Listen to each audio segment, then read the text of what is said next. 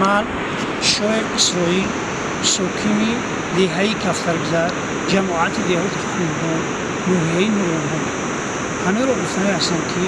20 ایون سال 1998 یک گروه شخصانی سلاح بدست که از گروه مولا عبدالله لحظه حزب اسلامی خودشون معرفی میکردن اومده در اینجا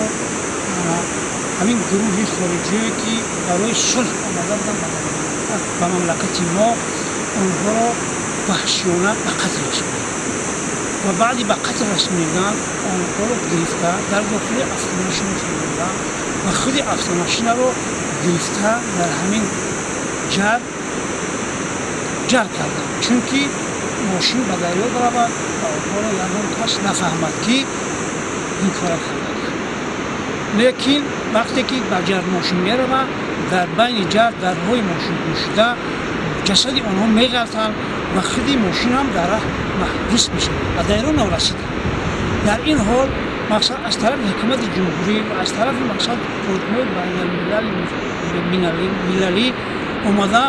جسد آنها را گرفته به واسطه چرخبار میبرند و خود اون گناهکارها را دستگیر کرده جزای خودشون را گرفته.